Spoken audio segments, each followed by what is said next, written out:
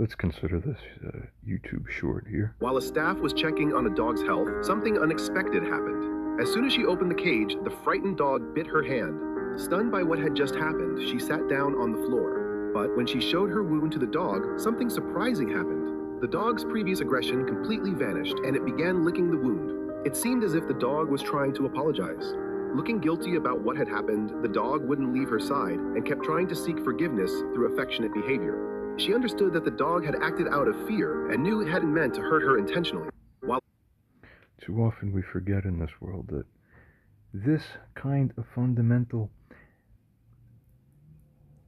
I don't want to say animal, because humans and animals are supposed to have this in common. This is all of life, mammalian and beyond life principles, universal godly principles in essence. This is normal.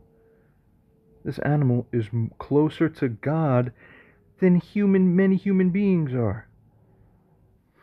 The normal applicable principle that emanates pure from the universe, the cosmos, so to speak, from God in essence, or in effect, is that when one beacon of consciousness at the high enough resonant level that you should be aware of this stuff, even begins to have an initial seemingly justified position of fear/attack based energy or action against another who, whether in hindsight later or whatever, just generally ends up, it becomes apparent that original person, who in this case the dog happened to initially target, that person wasn't actually really guilty of anything within context. Okay? So you see sometimes some people overreact in life, or animals may overreact in life.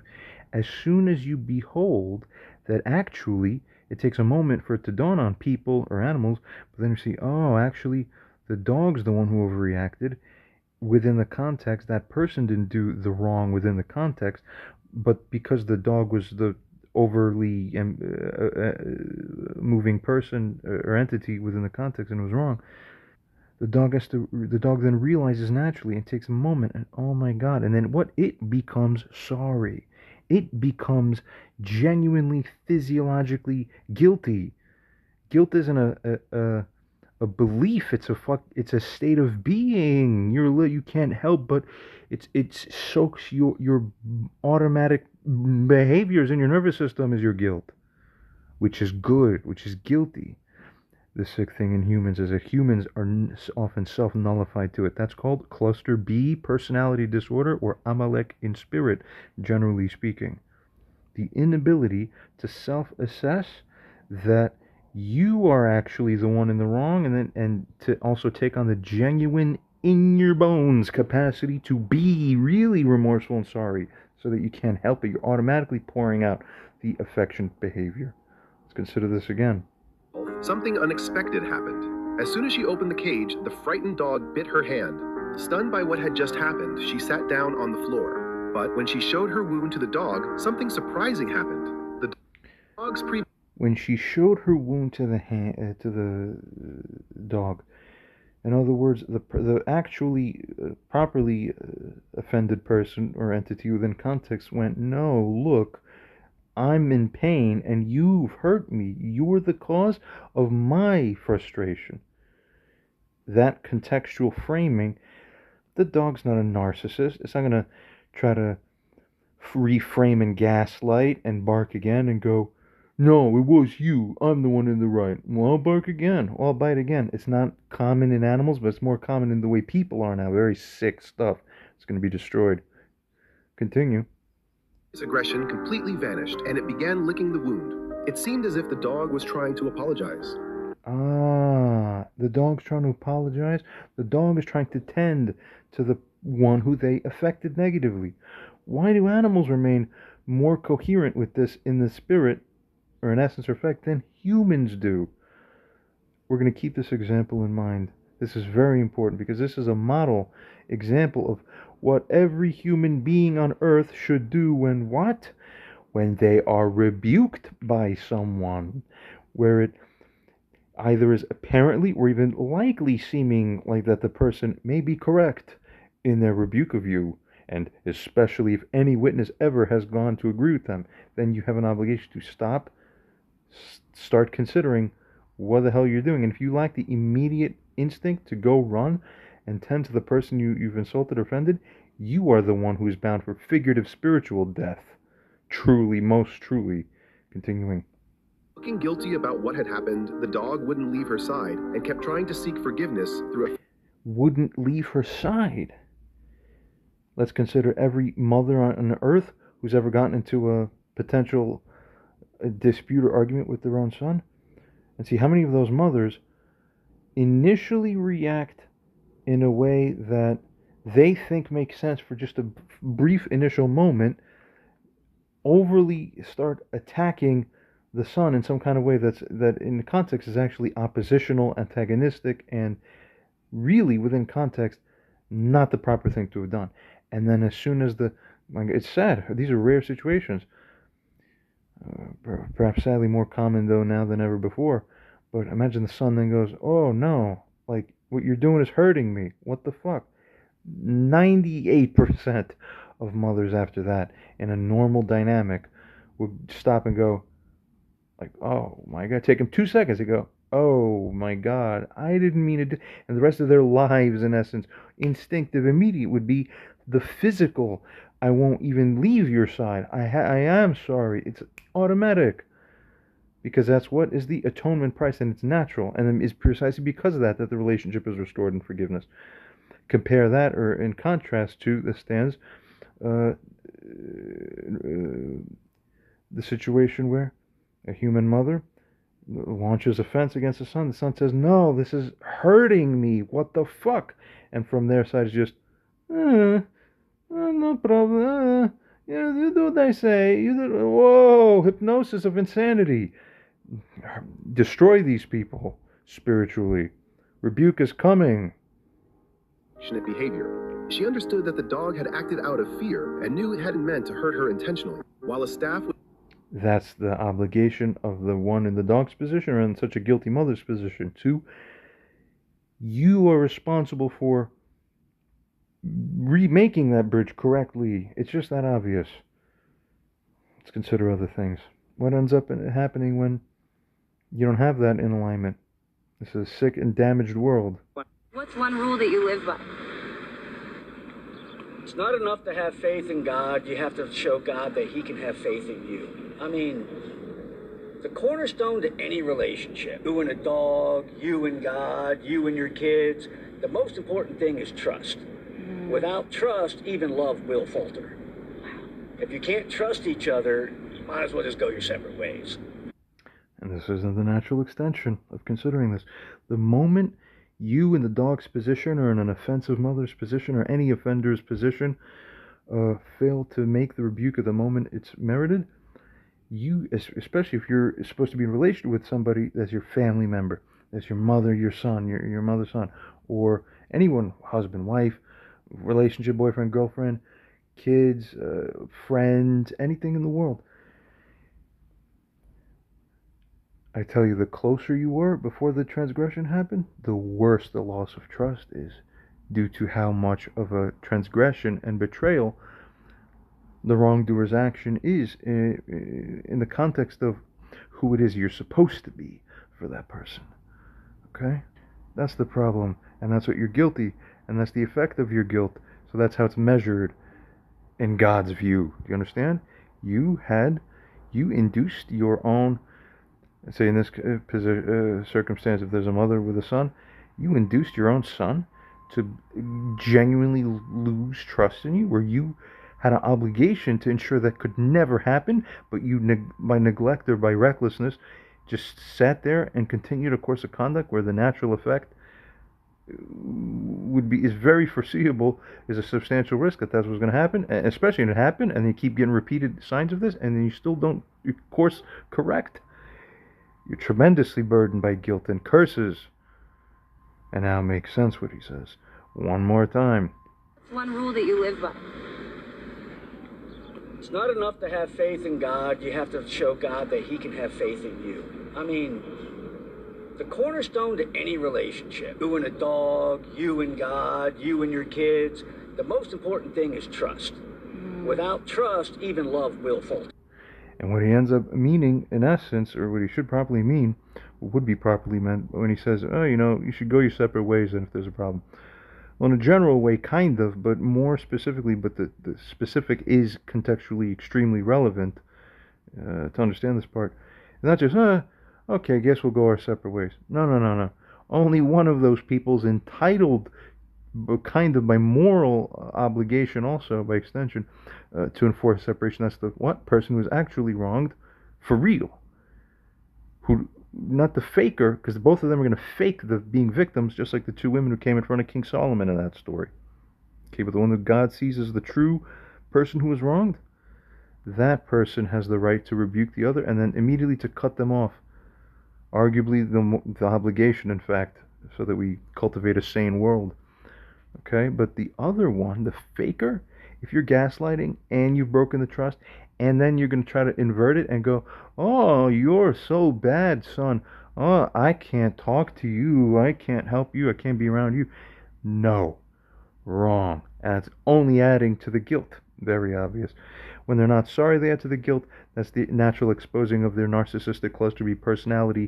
You say disorder, at least traits that are consistent with that, is that's a clear showing. And all that, it just adds up. At the time of this recording now, it's about late November 2024. The most recent rebuke video that's been placed into this rebuke of Barbara Winslow series has been this number 52.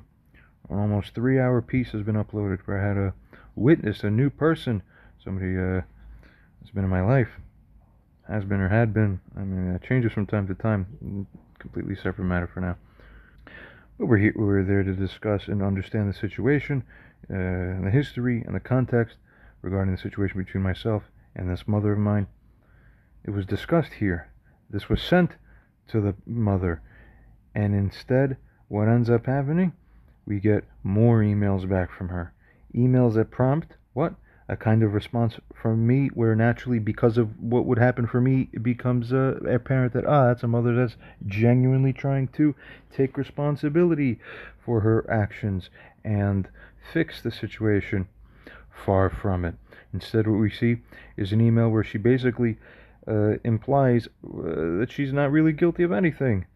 And then after that, she ends up writing in follow-up, where I was so stressed out from that, I didn't even write back. I can't even handle this. I have to get people on this again. After a few months of there not being so much activity on this playlist, because I've been delaying, because it's been so overwhelming. Wrongdoers, gaslighters, cluster B style people, they get off on frying you.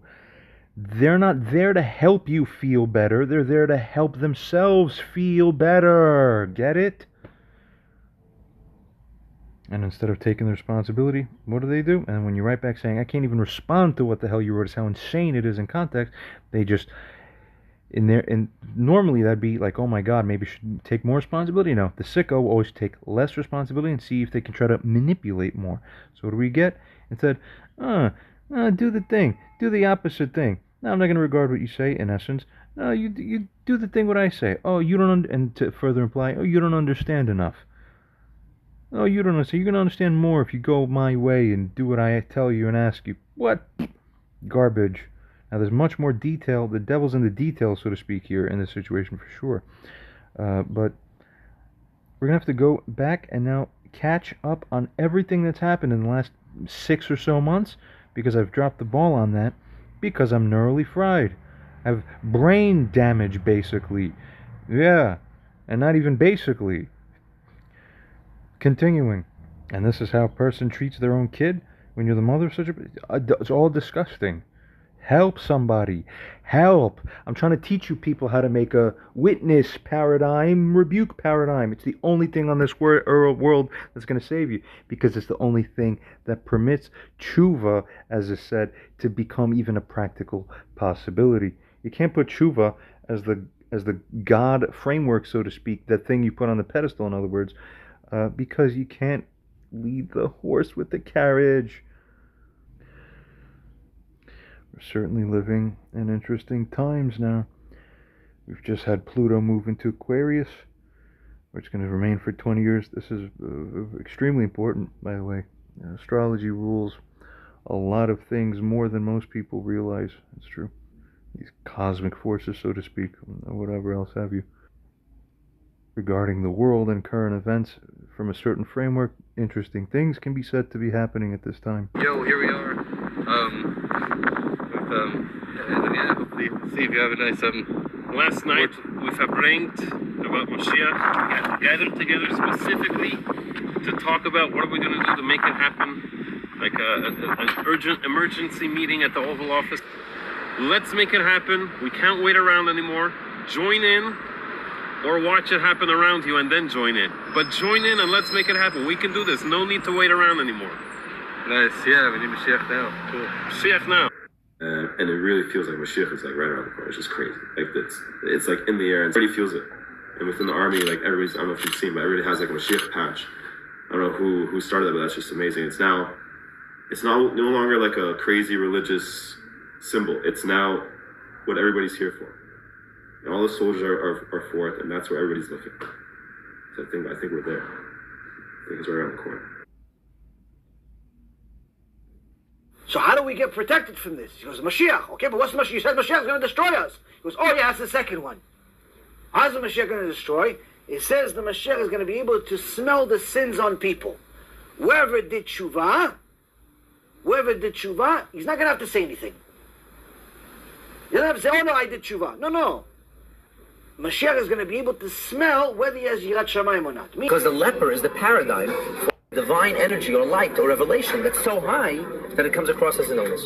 You see him as What's the proof of that? You know what? Actually, Dostoevsky has a book called The Idiot, which is this person is so lofty spiritually that he's an idiot. You look at him, and you say, this person. That's actually the title of the. He doesn't fit it's the the Web Advances where it's only skin deep. It represents the perfection of everything internal, everything truly meaningful.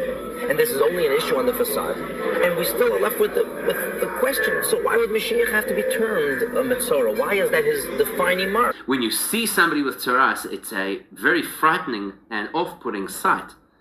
In fact, what the sight indicates is that this is somebody who has reached a point of their spiritual development, that all the toxins have come to the surface so that they can be cleansed. The world just prior to Moshiach, this is how you so-called find Moshiach, will be a world where all the toxins come to the surface, a world where things may look very ugly, where the old conflicts that have simmered beneath the surface erupt out in the public, and people actually display what their real biases are and what their real concerns are, and how poorly they have developed their value systems. It all comes out in the open. And while it might frighten us because we think that the world is falling apart at the seams, Elijah tells us that is Mashiach. It means that most of the wholesome underlying factors of the world are as they should be. Now we're just dusting off the surface to be prepared for Mashiach. It looks ugly, but it's actually quite promising. The reason it ceased to exist is because the Torah frames that the only kind of person who could contract this disease is somebody who the Torah calls Adam, which is usually a reference to a very elevated spiritual person. In other words, this is somebody who in all other areas of their life is very much where they need to be. Their soul is very revealed, their personality is very developed, but there are still some minor areas of character that need to be repaired. So in order to understand this, the Rebbe is invoking ideas that are talked about in Chassidus and in Kabbalah as tzaras being actually a revelatory kind of experience. But it's a revelation that's so high, that's so lofty, that can't be seen as a revelation. Just like the light that blinds. So the notion of light is that which clarifies, but this light obfuscates or blinds altogether. Why? Because it's too high. It's too intense. Because we're not ready for it. So Mashiach then represents the loftiest form of this tzaras, the kind of revelation that we can't imagine today.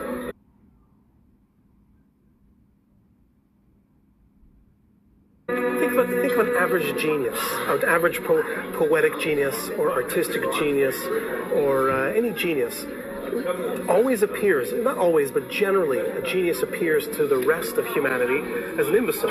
Or a weirdo. A weirdo in one way or another. he seems actually to lack. I mean, it's a flagrant professor, we say, right? He's somebody who's scatterbrained. Einstein failed grade school. Right. So he was seen as the opposite of intelligent. Simply because he is extraordinary. His intelligence was so iconoclastic.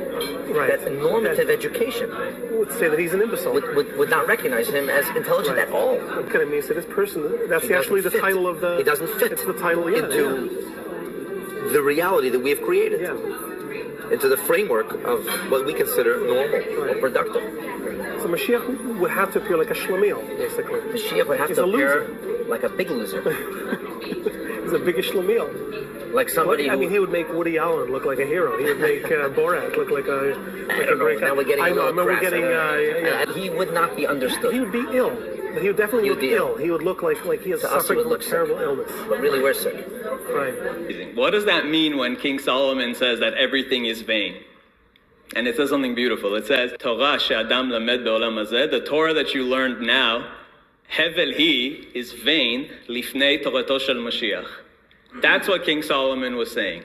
That the Torah that you're learning now is like nothing compared to the Torah of Mashiach. That's what King Solomon was saying. That the Torah that you're learning now is like nothing compared to the Torah of Mashiach. Meaning the Torah of Mashiach will be so profound, it'll be so mind-blowing, that it'll be like everything you learned till now is like, it's nothing. It's hevel. It's like breath. Nevuah, or prophecy, while a divine communication, has its parameters and limitations. However, this tzaddik, through his intimate bond with the Shekinah, the divine presence, accesses a level of understanding that is beyond these confines. It is in this context that we can begin to comprehend the extraordinary status of the Messiah, who is not merely a recipient of divine wisdom, but is an embodiment of it. The Messiah's knowledge of the Torah, including the most esoteric dimensions represented by the 50th gate, is not acquired through learning in the conventional sense. Instead, it is an intrinsic part of his being, a direct consequence of his complete immersion in the essence of righteousness. So the Mahdi doesn't know he is the Mahdi. And the Mahdi doesn't have the competencies of the Mahdi. Until one night, in one night, Allah will transform him. Will suddenly acquire a light that shines in his head, and he suddenly realizes, Einoid Mulvadoi. There's a ha'ora in his brain that says Einoid Mulvadoi. Suddenly, the reality changes. What's the reality? The guf disappears. So we see that everything that God does, he does through ha'oras. That's how he does it. And you can't do that. All you can do is receive an awe. And when you receive an awe, that becomes the reality. It's very hard to understand this. Everything will disappear in front of you, whether you like it or not, when you suddenly have the Nun Sarabina. And that's why it's an Chodesh. Why? Because no one has ever brought that down. It's a new light. It's the ultimate light. It gives you total understanding of everything God is doing. He is the one. And that understanding itself dominates reality and changes reality. What am I, a Meshigina? So therefore we understand for the first time the reality of Torah, the reality of the Rebbeinu Shalom, and the reality of who you are. Your power lies in your mind, what you are aware of. That's it. And as soon as your awareness grows and becomes greater, the energy available to you becomes greater. So therefore, your neshama with that energy can actually remake the physical universe so that suddenly the whole thing disappears. There is no hest upon them. There's no chayshach. That's how easy it is. Be aware of yourself. That you can do. So what does this mean? So therefore, what I see depends on the light that shines in me. If there's a light that shines in me that makes me aware of a lot, I will see a lot. If it makes me aware of a little bit, I will see the little bit. That's it. I am completely captive to the light. Mashiach will smell the essence, will be able to detect who is he really? Is he really the person that's trying to cover up his negative footsteps? And Mashiach will expose that. we're in the midst of it. There's no question in my mind that it's not that I believe Mashiach is coming. You have to listen very carefully. He's here. Meanwhile, perhaps by coincidence, or perhaps not by coincidence, interesting things are starting to happen in this world. And people in certain communities are starting suddenly to speak very interesting things. Certainly many people have heard about me and have heard about who I am. But there's multiple aspects to this.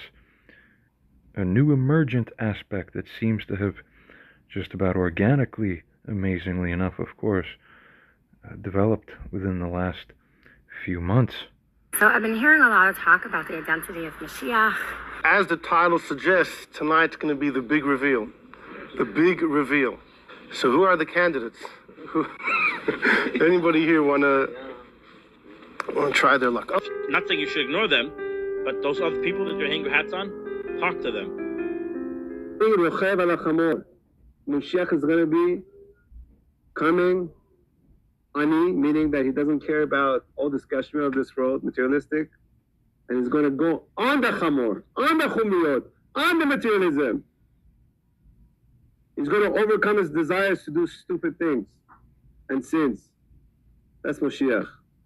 When Mashiach will come, it is described as tunnels, as they're coming through tunnels and the ground is opening up and they're coming out. This is all a description which is highlighting the fact that in the Zohar, at the end of Pashas Balak, the Zohar describes there the events that will unfold before Mashiach comes. At the end of Pashas Balak, the Zohar quotes the verse, Arenu v'layata, Sherenu v'laykarev, the prophecy of Bilam, that he sees the coming of Mashiach in the distant future.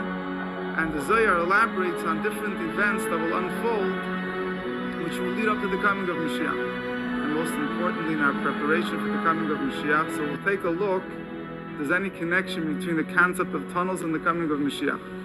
Earlier today, I asked you a question. I said, how would you feel if I called you a monster? If you called me a monster, my first reaction to that is a negative one. I generally associate monsters with demonic forces that we all have inside of us. But I want to know where you're going with this. I think we're all monsters. I think some of us hide the fact that we're monsters more than others. Other people are willing to show what they're capable of. Will the real Mashiach please stand up? Hashem already focused. He said, okay, I'm telling you my vision. I'm telling you my plan. My plan is Mashiach, who's going to be at the end of time. But he was already present at the very beginning. It is really the Messianic light. In other words, the information of that Messianic light is so great that it will ultimately change the entire world. Now, beauty is a very important concept. What beauty is when many, many different pieces fit together in a harmonious blend. So if you look at it individually, then each one seems to be a separate piece. But if you see them all together, there's some type of, what comes out of that is a tremendous integration that expresses a beauty far beyond the pieces. Are we looking at something which is fragmented? Or are we rather looking at something which is all together, it's all integrated, you see? He is here. I don't believe he's in Jerusalem. I do believe, however, he's in New York. He's in the United States. And that may sound odd, but the reason for that is that the Mashiach, Messiah, is born and raised in the country that he will ultimately change. I don't know if I want to use the word overthrow, because I don't know if that's the proper word, but clearly modify, radically alter and change. We find that to be very true. May I merit to sit in the shadow of his donkey's dung.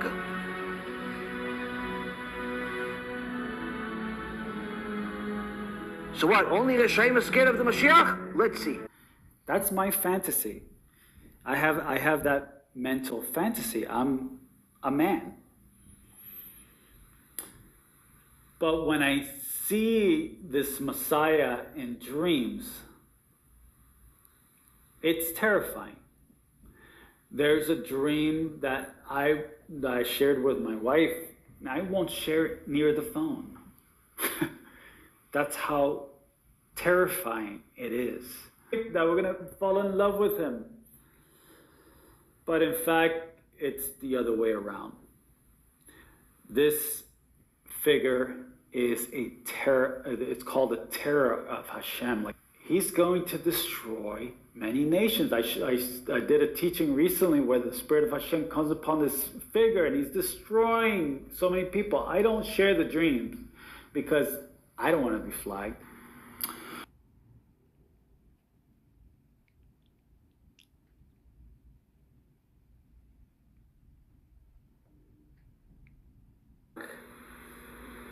And here in Isaiah 59:21, this is my covenant with them. The one before that is the Redeemer's coming to Israel. This is my covenant with them. My spirit that is on you, he's talking to the Redeemer, shall not depart from you, nor the words I have placed in your mouth from you will not depart. And nor will it depart from your descendants, meaning your children's children, from this day. This is very interesting. From this day. So there's a day in the future where God will place his spirit on this Mashiach, and the words of Hashem will come into the Mashiach. And it says, my words will not depart ever from your mouth. He says, Mashiach comes, he's going to save all of the people. They used to be criminals against Hashem, but did tshuva. Says, well, what's going to happen to the rest? Says, oh, the rest is going to destroy them. Right? Yeah, Mechalel Shabbat is going to destroy them. Into a structure where you can see each piece, not only understand each piece, but you can understand the relationship between each piece. You see, that's a very important idea. Because essentially, the difference between the Mashiach ben Yosef's wisdom, you see, which is really the Messianic light, and the wisdom that we have today, is that the wisdom we have today is all piecemeal. It's all fragmented. It's called pirud. Everything is separate, you see. But the Mashiach ben Yosef, what he does is he weaves everything together into a beautiful tapestry, a fabric, where when you look at one piece, you're looking at the totality, the scope of the Chokhmah. The Torah in many ways is fragmented, you see. We don't see the underlying theme or what connects the entire Torah together. We don't see that. That is concealed from us. So what the Mashiach ben Yosef does is that he unifies everything. He integrates everything. But he integrates not only the physical world, but he integrates the spiritual world, and then he integrates the physical with the spiritual, and the spiritual with the physical. You see, where everything is seen as a tremendous jigsaw puzzle looking at the big picture. And apparently that chokhmah is the tremendous chokhmah or wisdom of reality. And what does everybody seek when you think about it? They want to know what is real. What is reality all about? You see, everybody wonders growing up, what is reality really? And value is, in this reality, what is important. That's the concept of value. But basic, first, is the concept of reality. What is it? So the reality of the wisdom of the Mashiach ben Yosef, which is the Messianic light, is the real reality.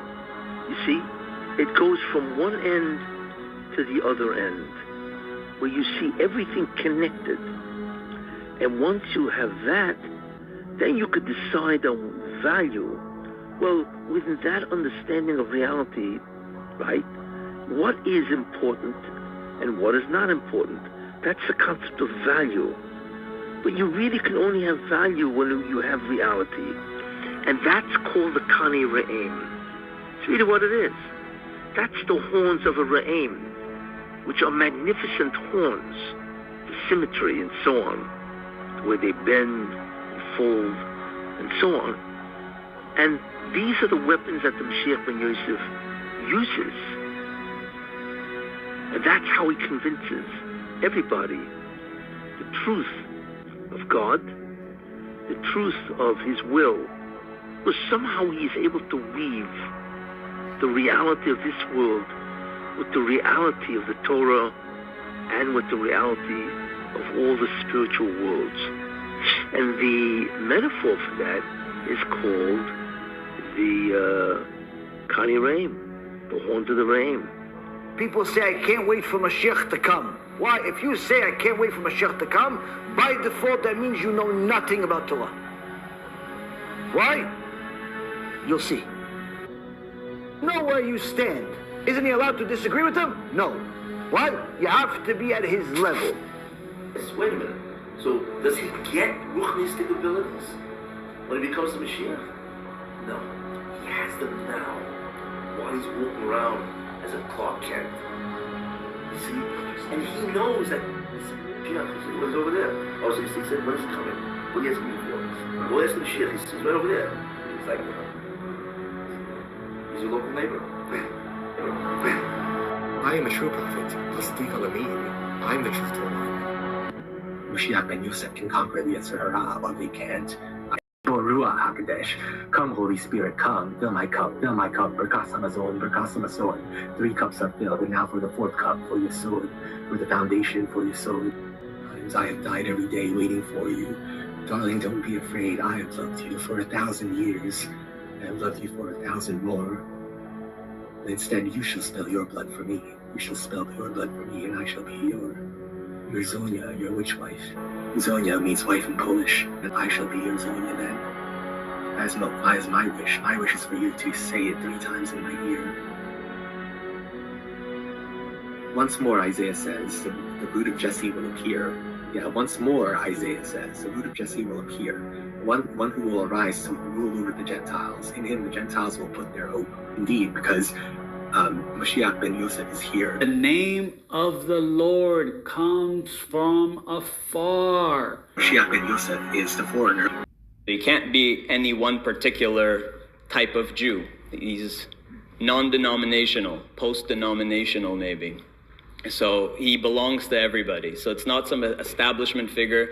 He's not like a yeshivish guy. That's a whole different discussion about secret Jews who will be returning and becoming Jewish, I think, and knowing who they are when Mashiach comes. Will Mashiach be Jewish? You're interested in knowing the answer? Yeah. Well, we could wrap this whole class up pretty quickly. The answer is maybe. Yeah. It depends. It depends on what the outcome of our discussion is going to be today. You know, they already exposed him. They already exposed him to the entire world to see. Even they were scared of Mashiach ben Yosef. They were scared that he was going to slay thee. And indeed he will, for they were using it for evil, but now he shall use it for good. For he is Mashiach ben Yosef, and he's basically going to flip the switch. You know, we've been having a lot of discussions. The nature or the topics of our discussions is because we, as everybody knows, we are living in unusual times. Everybody sees there's something different about what's going on now. So we've been having a lot of, let's call it messianic discussions.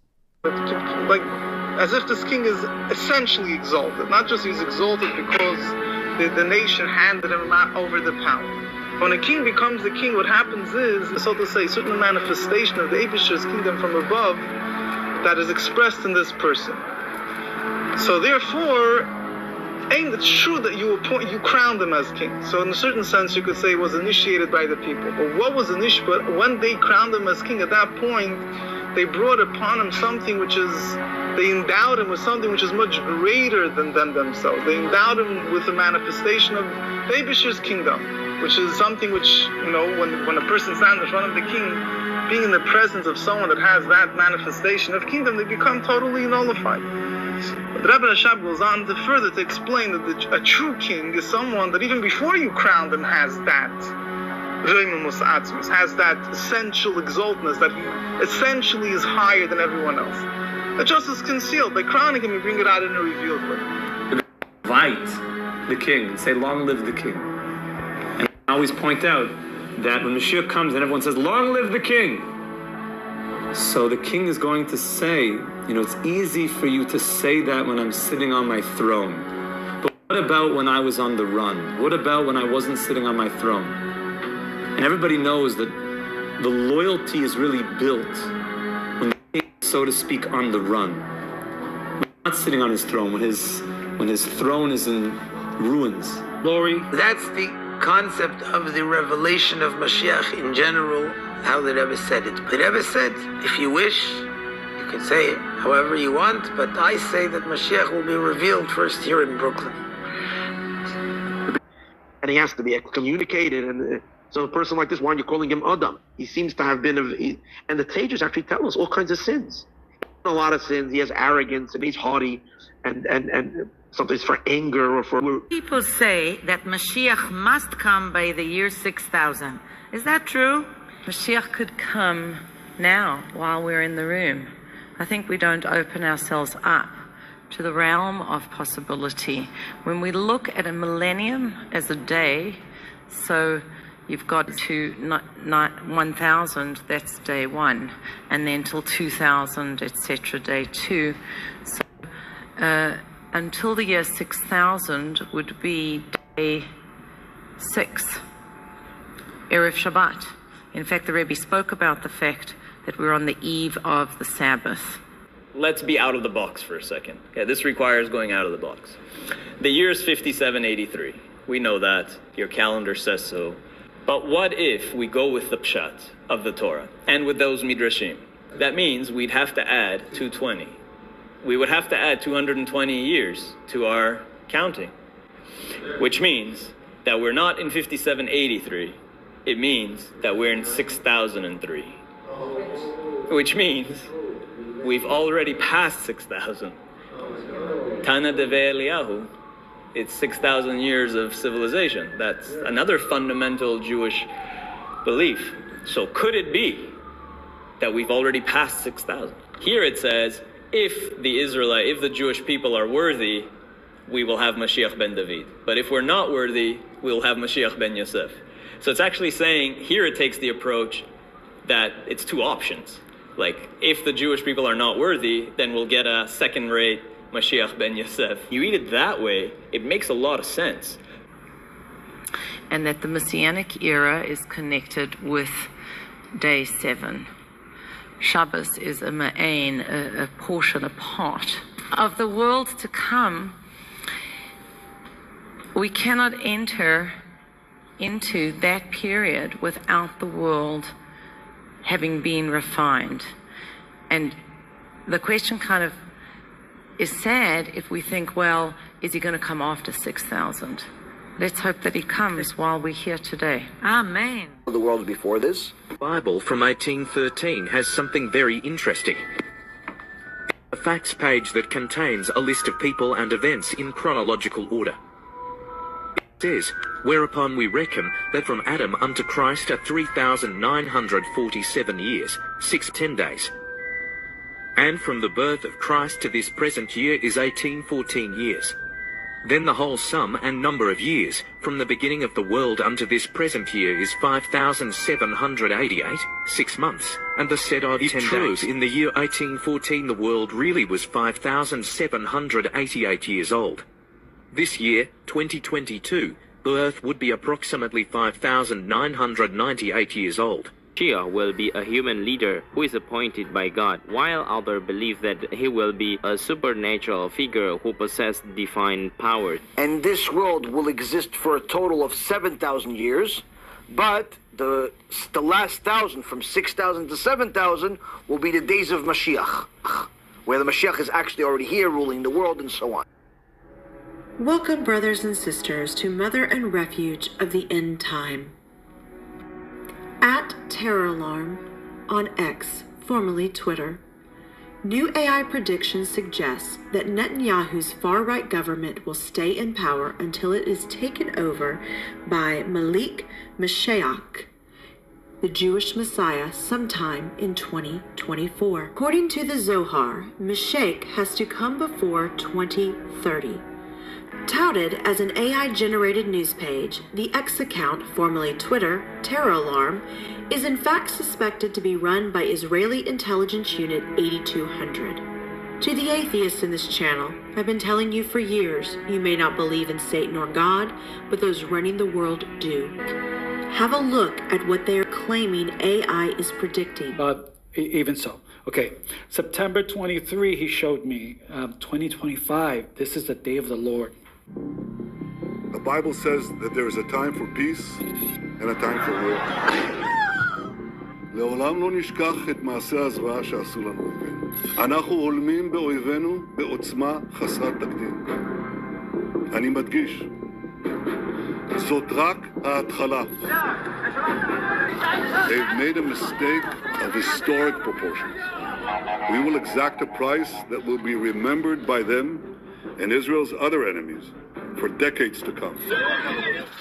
Today, Netanyahu's leadership is on the verge of imploding, deeply unpopular with his own people and under immense pressure from the international community. La lutte doit être sans merci, mais pas sans règles.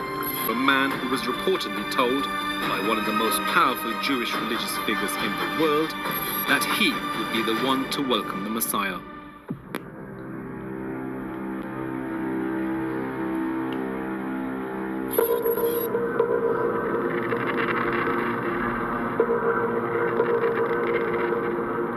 Years ago, when Netanyahu was Israel's ambassador to the United Nations, he met Menachem Mendel Schneerson, the leader of the Chabad Lubavitch movement, known simply as the Rebbe. He said, you're going to this house of darkness, the UN, which was very, very unfriendly to Israel at the time.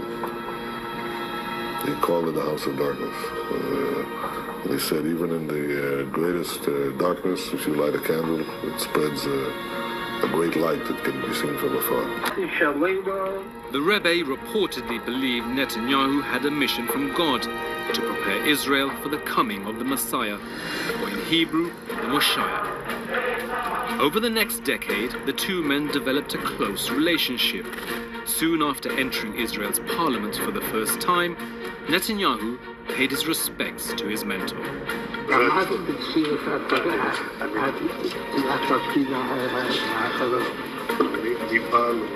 מבחינת מעשה לאדם מבחינת כסף. ואני מתכוון לחזור אליך. עתיקים צורך צדיקים מאיר ותשע עשר עד לשיר. לבד מביא תסרה שלי, ותים שהקודש ברוך הוא לצד הזה. Back then, Netanyahu was probably the only ally that he could work with in Israeli politics. He obviously demands from Netanyahu to take some steps to hasten the coming of Messiah, which is to make Israel a more religious place and to take certain concrete steps in this regard.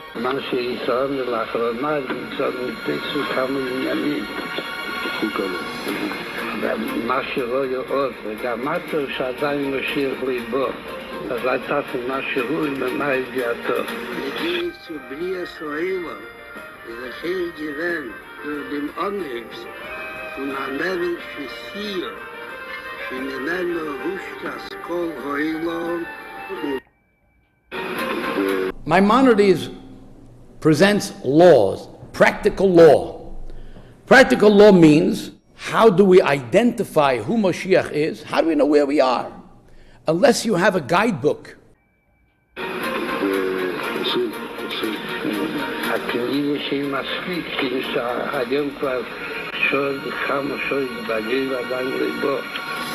Maimonides Medical Center is at the doorstep of... We have a very special Kabbalah that on the 9th month, on the 9th day, on the 9th hour, the gates of the heavens are open. 999. His influence was recognized by American politicians too. US presidents paid homage to him, establishing and proclaiming a National Education and Sharing Day in honor of his birthday. And please give my warmest regards Actually, the Rebbe on this is 86th birthday. Menachem Mendel Schneerson was born in 1902 in the Black Sea port of Nikolaev, which was part of the Russian Empire but now part of Ukraine. He and his wife lived in Berlin and Paris before fleeing the Nazis in 1941, seeking refuge in New York, where they put down roots. A decade later, in 1951, he took over the Chabad movement from his father-in-law, who died the previous year. Menachem Schneerson revived and grew the movement for over 40 years until his death in New York in 1994. His followers in Brooklyn were devastated. Most of them believed he would never die. A couple of years after this meeting, the Rebbe reportedly told a young Netanyahu that he would one day become Prime Minister of Israel and would be the nation's last leader before handing the scepter to the Messiah. This first part of the Rebbe's prediction came true in 1996, when a 47-year-old Benjamin Netanyahu became Prime Minister for the first time. That it will be very hard to fix them. That's my question. So what did I think that the answer is that Mashiach will have to be someone that doesn't have no tag, that doesn't have no label. He will have to be someone that all of the rabbis will get heart attack from seeing that that's Mashiach. No way! It cannot be him! It cannot be him! It must be something like that. Smell. Through his reich. He's going to sniff out the answers and the truth. What does that mean? This idea that is going to be animated. A king of fierce countenance is going to rise up and shake the foundation of this world. This was a man born in Egypt. He served in Egypt, and ultimately he helped to bring destruction to Egypt. Well, just like Moses, the prophet, the Messiah, is born in Egypt, spiritual Egypt. He's born into Christianity, serves Egypt and Christianity, and ultimately brings destruction to Egypt and Christianity. When the God of Israel says, "Therefore will I bring forth a fire from the midst of thee," he's saying the Messiah will be born into your keeping, Jesus. He will serve you, Jesus, and will ultimately destroy you, Jesus. The same way Moses did Pharaoh. It's exactly the same format. And he's in control. So about 200 years before these empires, Daniel's going to describe them in very, very graphic detail. And I'm sure some of you are saying, I don't have a clue what in the world this is all about or what you're talking about or what these beasts are. But I think I'm going to have some nightmares tonight. But by this figure, as it says, that from the west, they will fear the name of Hashem, which is this figure. And from the east, his glory. Fear. Who will bring the whole world into turmoil and will put fear, cowardice, and terrible disbelief into the hearts of men. He will work wonders, signs, and terrifying spectacles. And shall destroy the mighty. And he's on the scene now. He's going to smell a person and din and judge them. How does he judge? By using his sense of smell. Not through his eyes, and not through his ears. He's going to sniff them out. What's fascinating about this is that this is actually a real way of doing it. I don't literally mean he's going to sniff them. I don't know what this means. And we're not going to do Mashiach comes. However, Bar Kochba was claimed by himself and others, great people, Rabbi Akiva among them, to have been a potential Mashiach. And the Gemara tells us that they tested him. And they said, well, as the prophet told us, that if you're the Mashiach, you can smell and judge. And somehow they tested his level of prophecy, somehow through the smelling system, I don't know what it was, and he failed. And because of that, they rejected him, and he ended up being killed by the Romans. That's the checking methodology. He's going to have the system. Ugavura will be a person of very intense strength. You won't be able to play games with Mashiach. It would be cutting. The truth would be so piercing.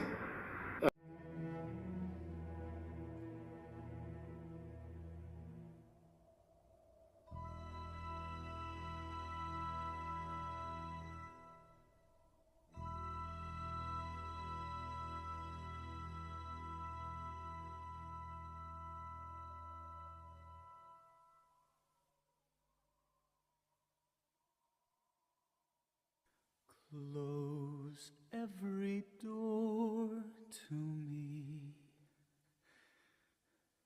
Hide all the world from me. Bar all the windows and shut out the light. Do what you want with me. Hate me and laugh at me.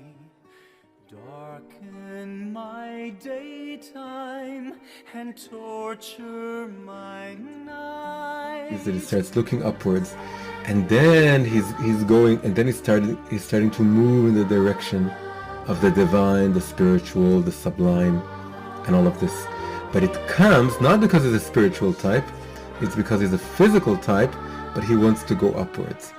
And so Yosef and Yehuda begin as foundation and kingdom, Yesod and Malchut, opposite of what Rabbi Cook spoke about, but their trajectories lead them to a role reversal. As we saw all throughout history, these two figures of Judaism are constantly revolving, and their roles are reversed. So, where is the mitzvah of yearning for Mashiach? It says the smag is a rishon. When God says, I took you out of Egypt, it means that there's a destination that I'm bringing you towards. There's a mission here. There's a purpose to life.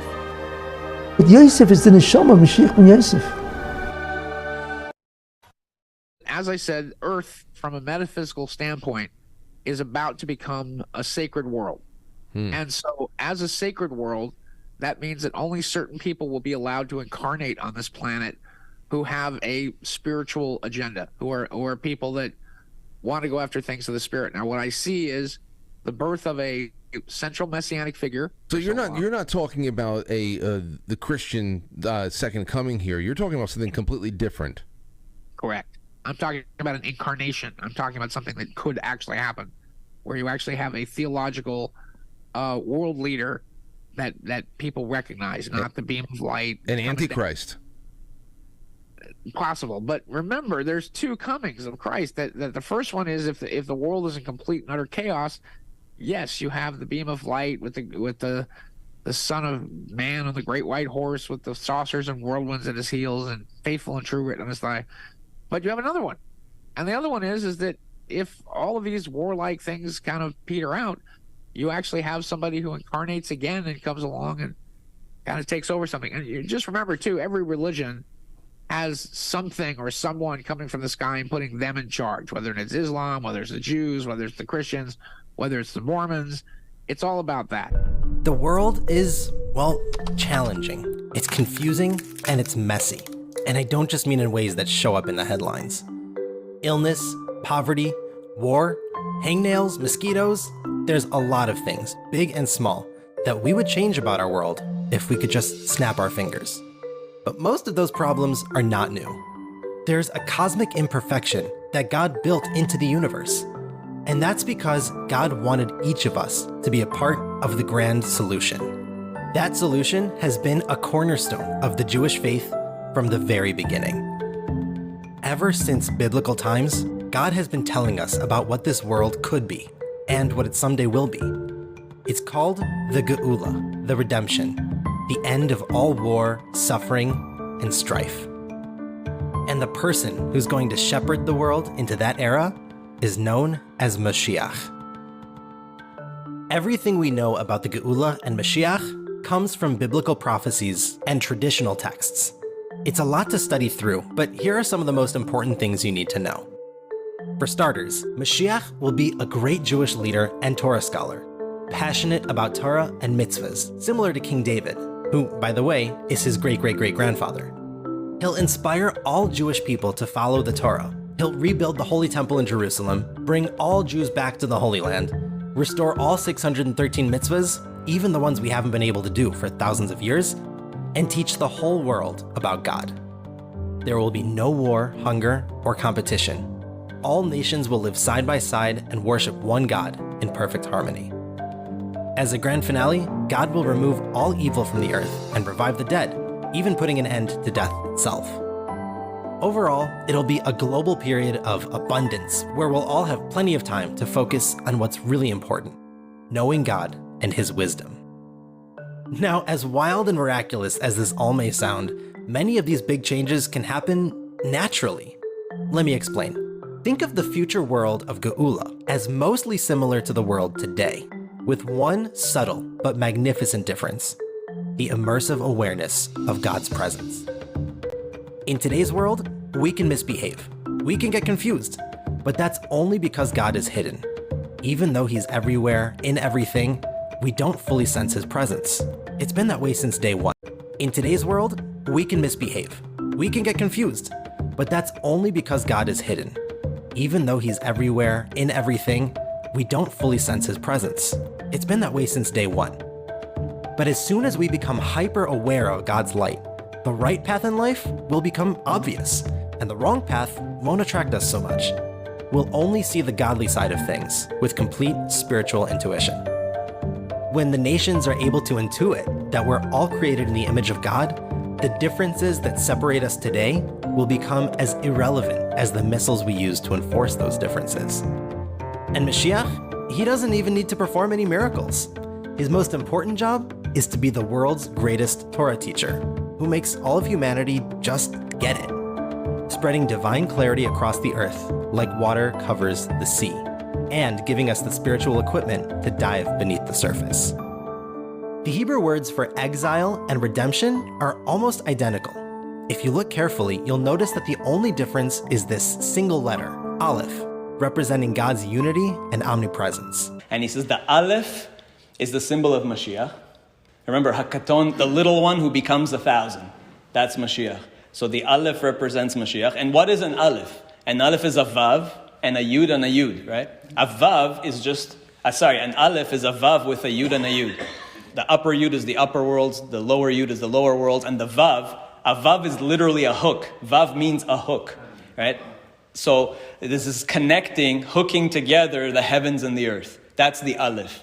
It's one. And then Megaleh Amukot says this is the symbol of Mashiach, who is both the upper worlds and the lower worlds. The upper Yud is Mashiach ben David, the lower Yud is Mashiach ben Yosef, and the Ben Ish Chai quotes it exactly like that as well over there. It says it's one person. So all opposites merge, because when things come in a defined level, on the level of Giluim, you don't see how they come directly from the Eibishter himself. Each thing is defined. Each thing is the opposite of something else. But in the Eibishter himself, is one thing. His ability to illuminate it, to conceal, is completely one. So when that is revealed, by Mashiach will be revealed that level. So that means that by Mashiach, the Maila and the Mata, what we have today is the higher worlds and lower worlds. The higher worlds come because the Eibishter is revealed there. The lower worlds come because their godliness is concealed. But when the level of Yechelas Ha'atzmus, the power, revelation, and concealment is revealed, at that level they're all one. The highest worlds and the lower worlds become one. So since by Mashiach himself, the Maila and the Mata by Mashiach will be completely one, so therefore he'll affect the world at large as well. Every perfect attribute there is. So the name that you have that describes a certain attribute of yourself, Mashiach has that. Mashiach has many attributes. But you're going to see in Mashiach yourself inside Mashiach. Whatever it is, all of a sudden you begin to see a guy, and the next day, hey, there's something strange about you. You see? And the next day, what's happening here? He's a guy that walks in, he will be emitting a force, a ruchnis that is so powerful, everybody will be drawn to him. That's how he does his job. You see, that's how it's like all of a sudden the whole human race begins to feel this guy. You see? It's astounding what's going to happen. Greater than the Malachim. And believe me, you'll know it. You know what I'm saying? When you see a guy greater than Malachim, you know that he's greater than Malachim. I once saw a statement by Rav Kaduri. Rav Yitzchak Kaduri, he was the greatest of the Mikubolim. A tremendous person, tremendous Mikubal. And he once made a statement which I saw written. He said the Mashiach is going to be a person that will become known, not as Mashiach, but somehow his name will get out there. As an unusual person or whatever, you know. And then he says, and then all of a sudden, he's going to become known again. And slowly, it's going to become more and more apparent who he is. The Mashiach, and it's referring to the Mashiach, okay? Mishchas Me'ish, he looks like an incredibly corrupted person. Okay? The Targum says that who is this person? You know,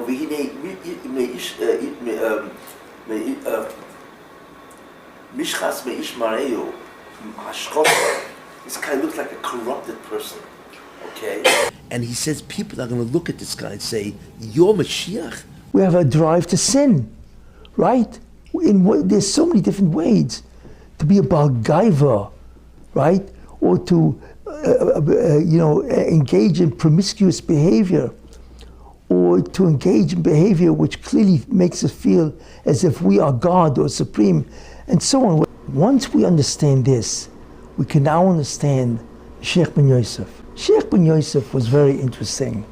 There's something else that he has, Mashiach Ben Yosef, because the Mashiach Ben Yosef not only has the capacity to know, to learn ideas at the highest level, but what he also has the capacity is his ruchnius, his dvekus.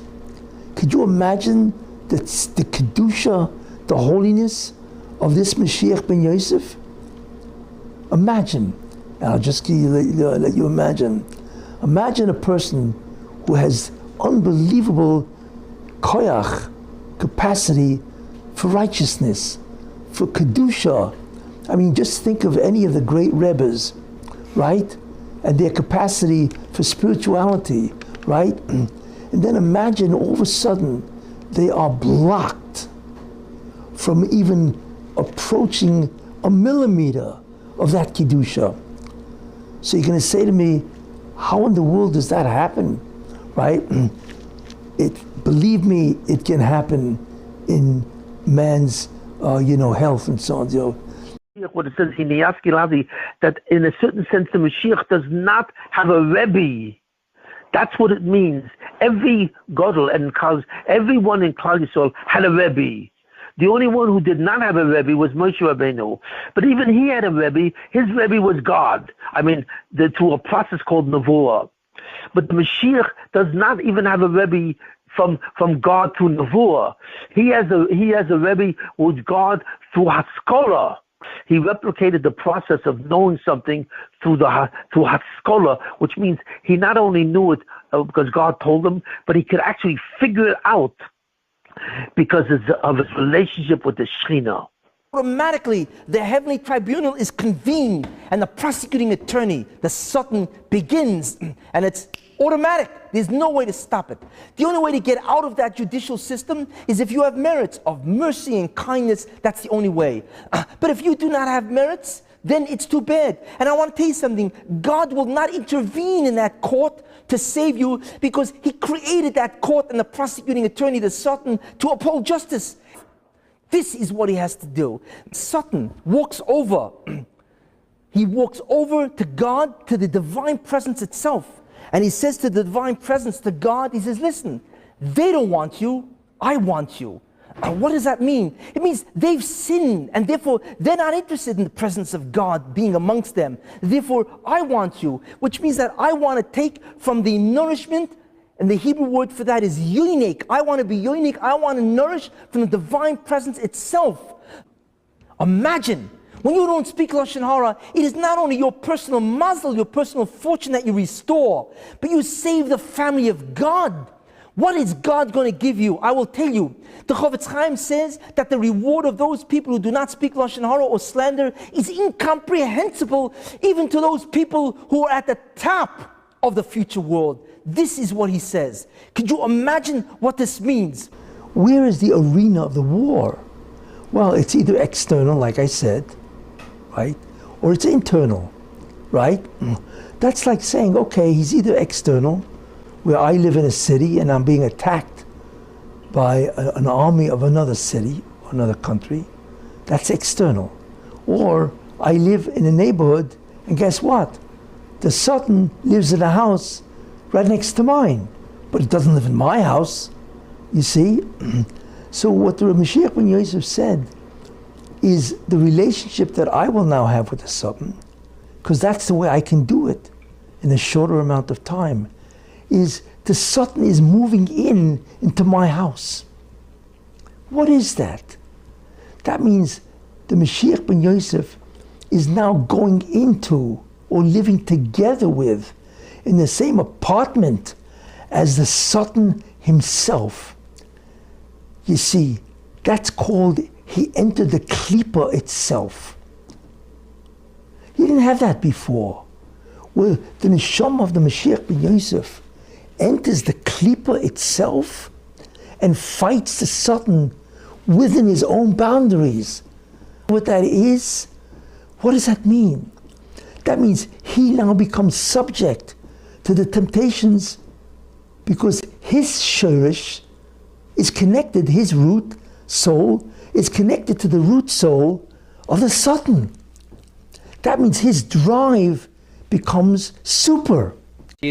Now the beast which I saw was like a leopard. His feet were like the feet of a bear, and his mouth like the mouth of a lion. The dragon gave him his power, his throne, and great authority. Now please note that the dragon in this passage is symbolic of the devil, and this beast is one who receives his power, his position, and his authority by the devil himself. So many Christians see this beast in Revelation and the lawless one in 1 Thessalonians to be the same person, because both people will be directly influenced by Satan in a powerful way. You see, that's what the Mashiach ben Yosef did. And that automatically increases exponentially the sufferings of the Mashiach ben Yosef. And therefore, he is subject to tremendous chet and tumah.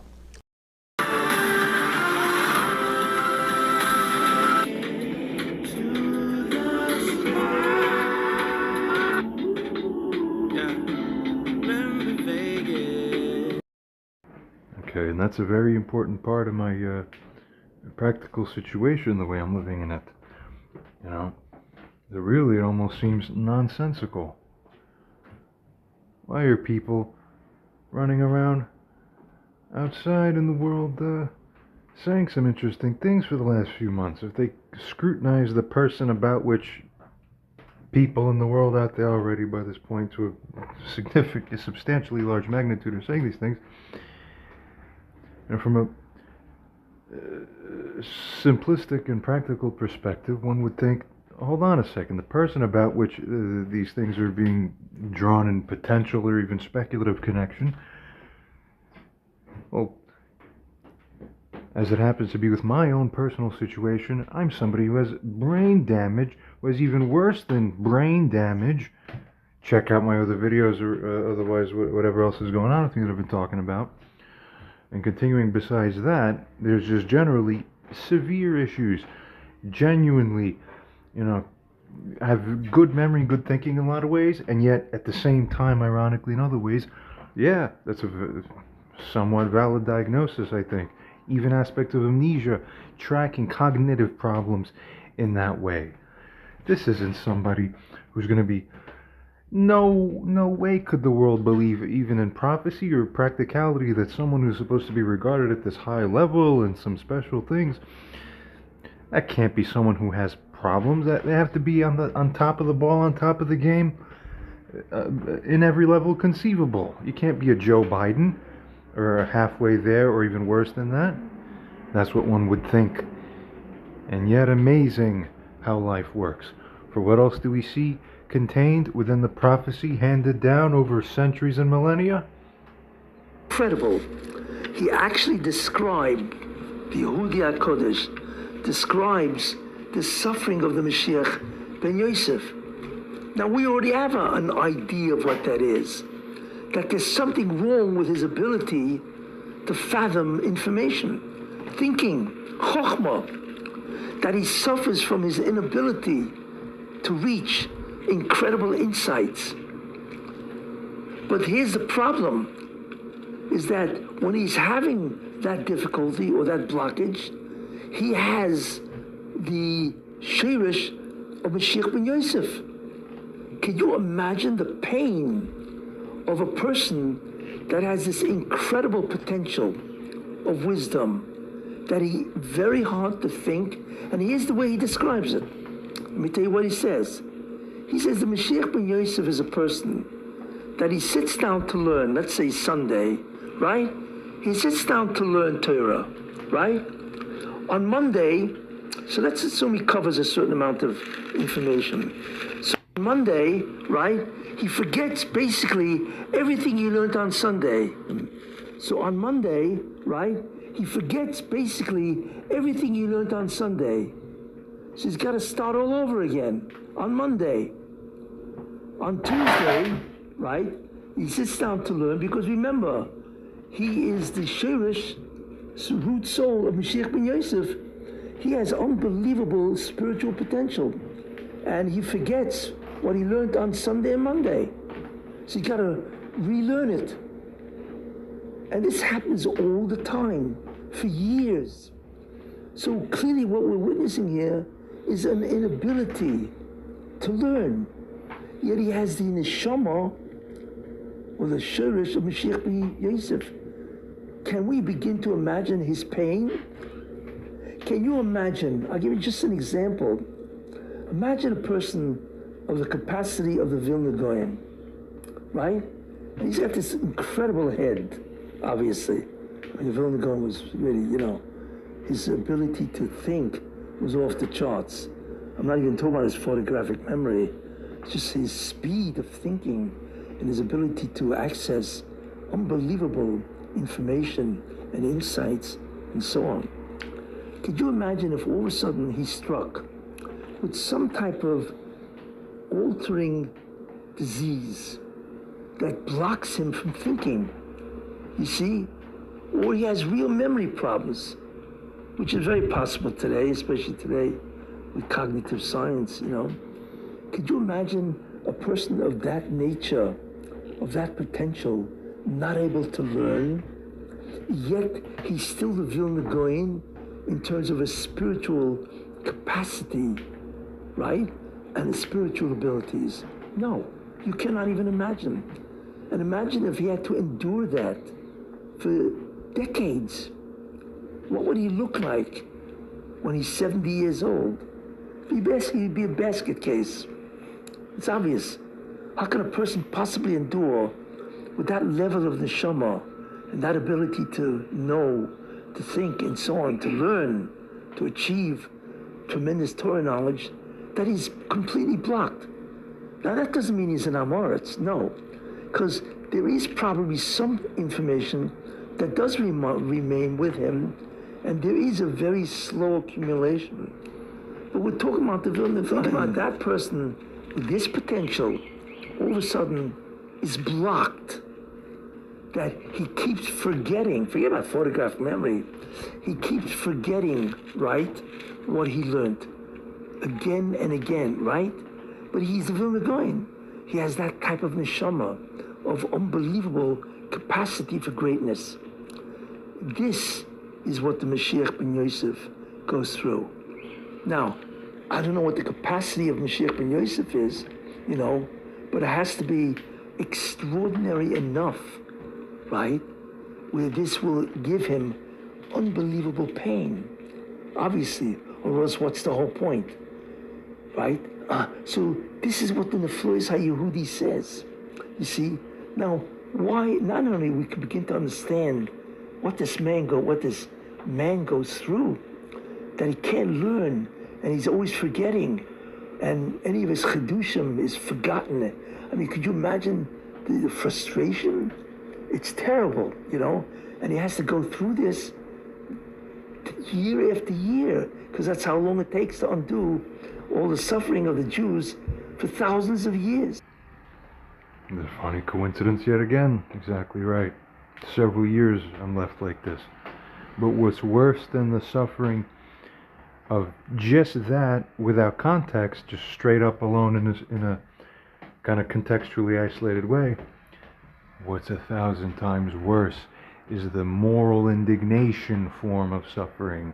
That's the true spiritual suffering, that not only you're at this level, but that the people around you in a normal, sane world who would be helping or doing things properly, everybody's out of their minds today, which causes the moral transgression. But it's not just morality, again in isolation, the amount of indignation that leads, that you should even be treated or talked to like this is absurd. Me talking about it doesn't even begin to touch the level of anguish that it is. And that is something that human beings, and purely human beings, are uniquely responsible for. I think I'd like to answer, well, okay, I understand the pain is incredible, but why this type? And the answer is because that is the specialty of the Mashiach ben Yosef, is the horns of the Re'im. That is his specialty. That's what separates him from everybody else, his incredible capacity to learn. But why does it atone? And the answer is because one of the greatest things that Klal Yisrael omits is Bittul Torah. Right. This is an undoing of the chet, of not really learning enough Torah. Representing God's unity and omnipresence. All it takes is that tiny change, a single spark of divine mindfulness, to effect a complete transformation from exile to redemption. While Jews have hoped and prayed for this day for as long as we can remember, the Rebbe taught that it's time to be proactive. We can hasten the Geula. We can even demand it. And most importantly, we can live it even before it happens. Every time you do a mitzvah, making yourself mindful of God's light and oneness, you are infusing yourself with a Geula mindset. Every word of Torah you study is a taste of Mashiach's times, when we'll engage with divine wisdom all day. When you teach your fellow humans about God, you are paving the way for Mashiach. The world, with all its problems, is closer to Mashiach than it has ever been. Many implements of war have already morphed into tools of good. In fact, the very same internet that enables you to watch this video was originally created for war.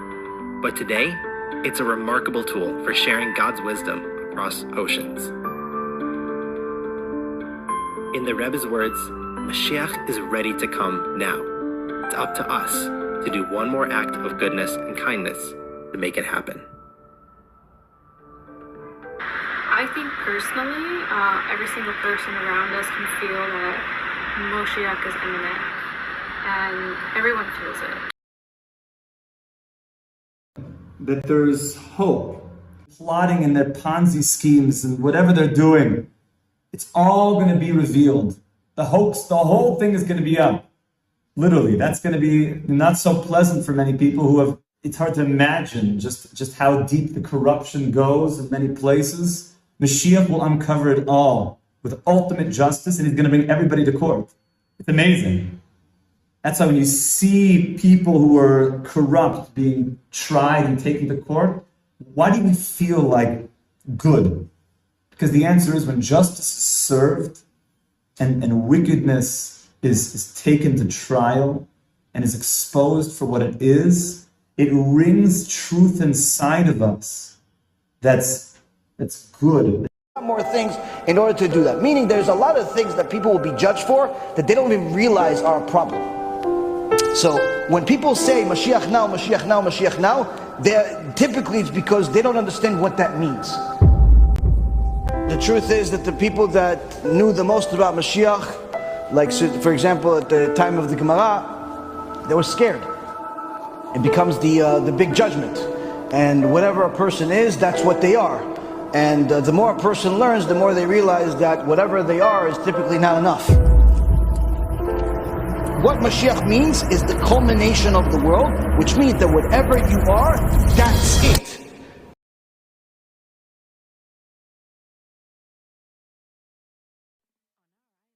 comparisons with the expectations surrounding Netanyahu.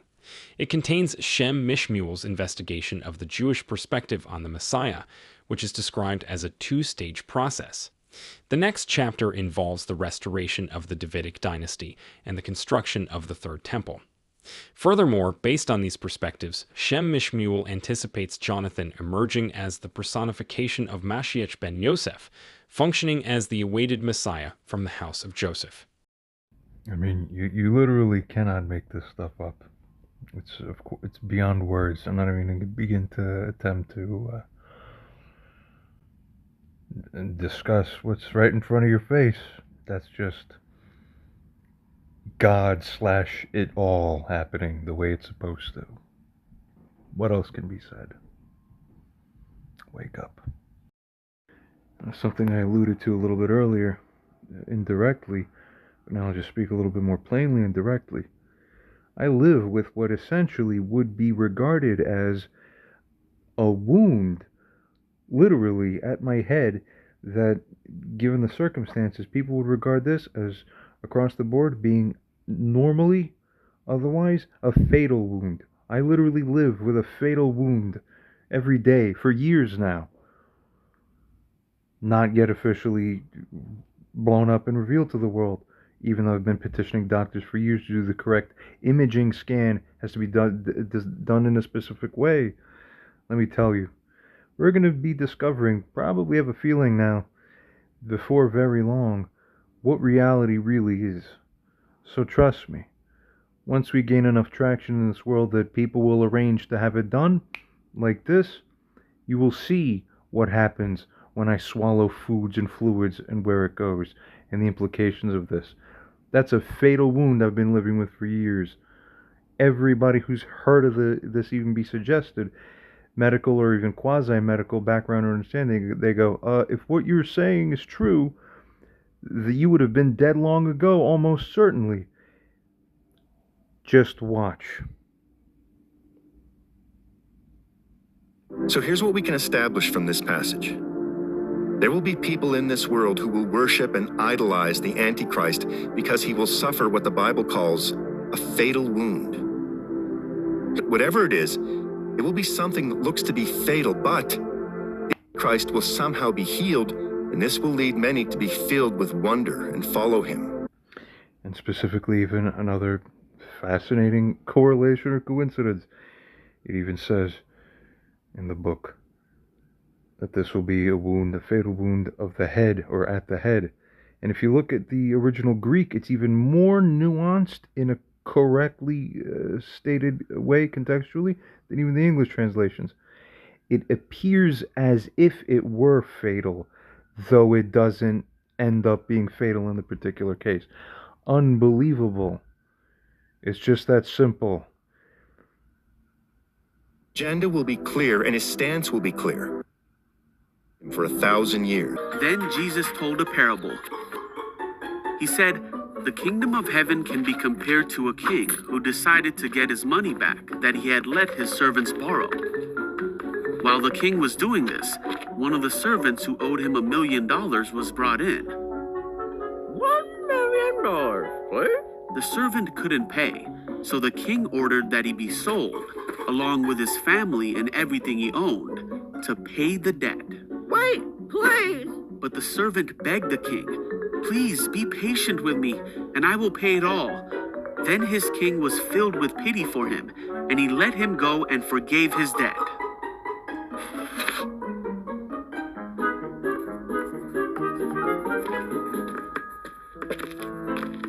But when the man left the king, he went to a fellow servant who owed him a few $1,000s. Hi? Come here, you. He grabbed him and demanded that he pay him back immediately. Oh, wait, please. His fellow servant begged for a little more time. He said, "Be patient with me, and I will pay it." No. But the servant wouldn't wait. He had the man arrested and put in prison until the debt could be paid in full. When some of the other servants saw this, they were very upset. They went to the king and told him everything that had happened. Then the king called in the man he had forgiven and said, "You evil servant, I forgave you that tremendous debt because you pleaded with me. Shouldn't you have mercy on your fellow servant, just as I had mercy on you? Then the angry king sent the man to prison to be punished until he had paid all that he owed. Jesus then said, "That's what my heavenly Father will do to you." What is evil? Evil is treating your fellow human being anything close to how I myself, personally as a human being, have been treated on this earth by human beings who owed the one in my position, generally speaking, who would at the highest relative levels. And these days, everything is inverted, but God promised and said, phase 1, you get the mercy, the hesed, the kindness. But if you default after that grace was given to you and you're still defaulting, then God says you get a phase 2 program after that. There's no more forgiveness that's possible for you. You get only the strict judgment, the strict severity, the din, the gevura, and nothing else. In Jesus' parable, as it was said, he aptly states it as a 2-phase process represented by the same one king in his 2 phases of how he handles the person in that debtor's position, generally speaking. Christ, whether he knew it or didn't know it, as is held in the Christian tradition, but this is true universally. Simply, it is true that God the same has a 2-phase system.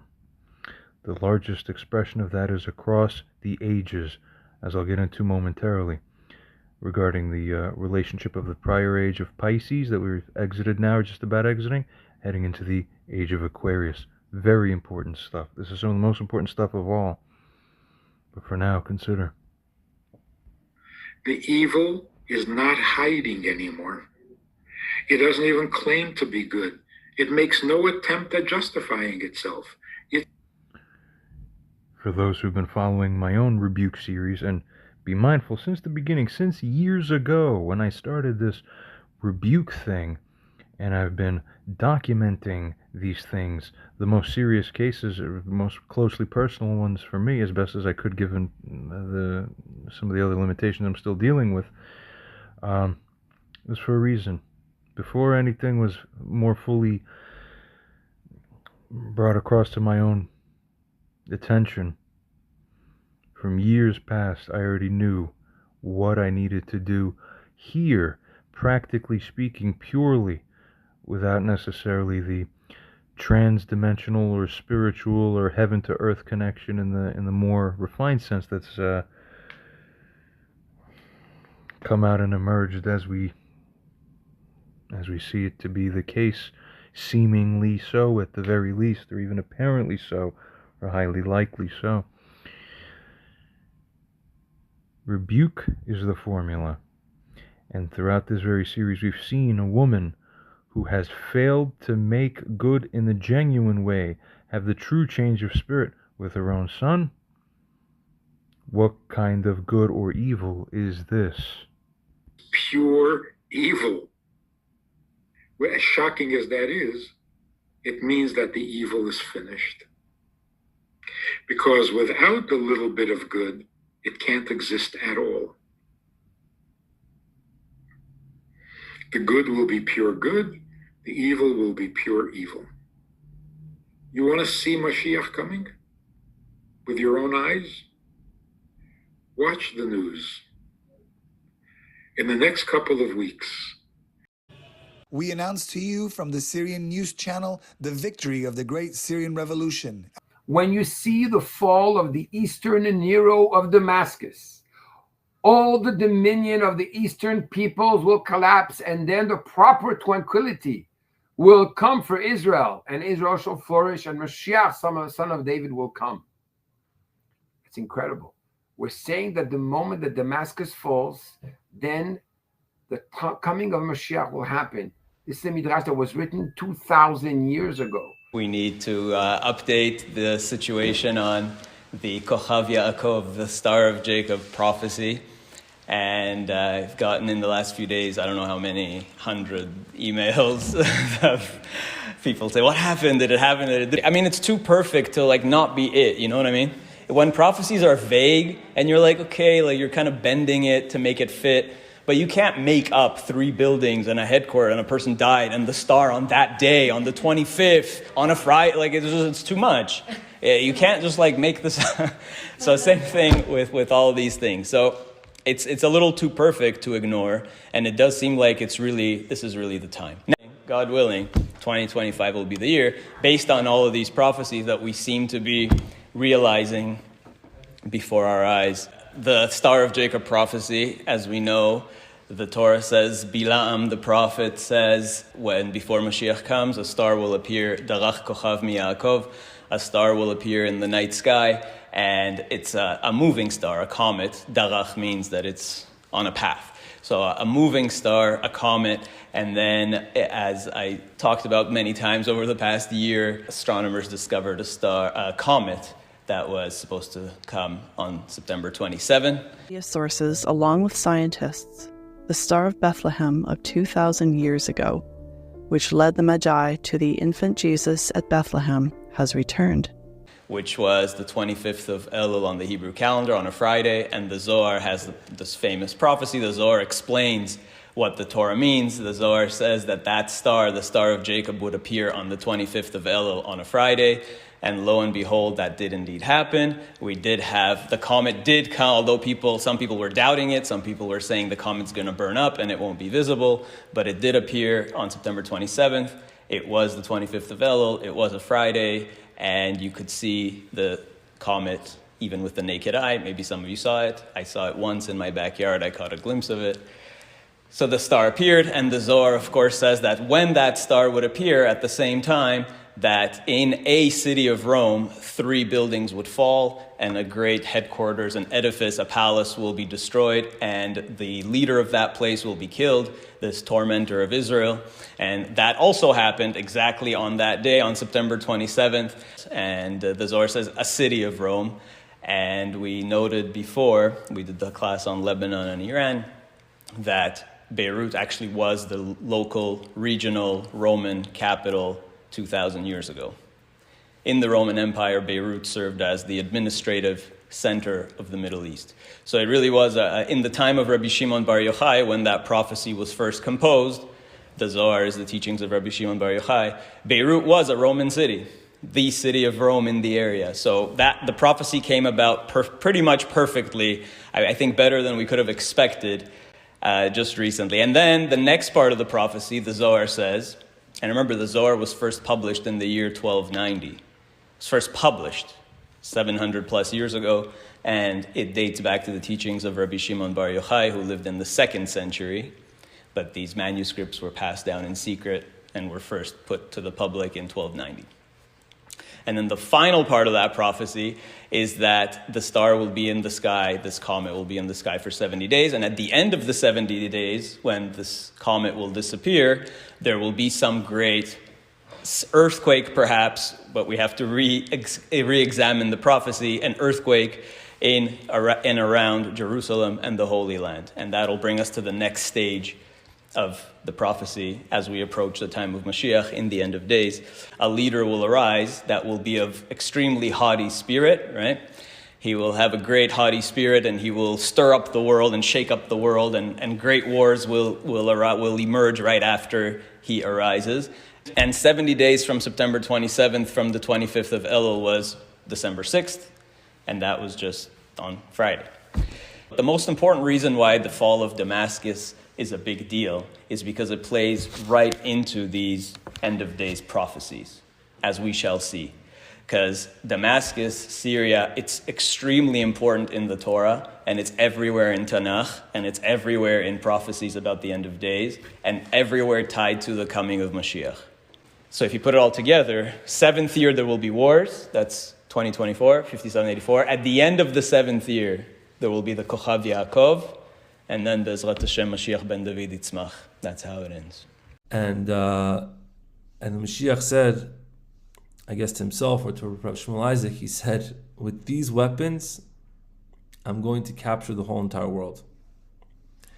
And it says here that it's impossible to even describe the beauty and the grace that was happening at the time that the Mashiach was putting these weapons onto himself. And now this is just to simply set the context overall regarding what is happening in this world, simply because nothing occurs in a vacuum. Everything occurs within the proper context. It's context blindness that people have in their lives. But most importantly is also, ironically, there's a quantum sort of superpositioning here that's happening. You see, on the one hand, this may be what is sort of happening around us, but on the other hand, it's also the case, purely morally speaking, that this doesn't even matter. That any and every man in every such general position, any man who is alive, who's subjected to any such similar offense by any person, is just as worthy, in essence, of having that actual true wrongdoer within the situation prosecuted, basically prosecuted. And we're going to end this part right now. We're continuing the next part to actually go back further and discuss the details of the offenses that have been happening within the last few months from this particular person. Rebuke, rebuke, rebuke. Tochacha, tochacha, tochacha. That's the formula for the new age. And certainly to get there and to preserve it and to keep it cultivated properly, nothing else will work.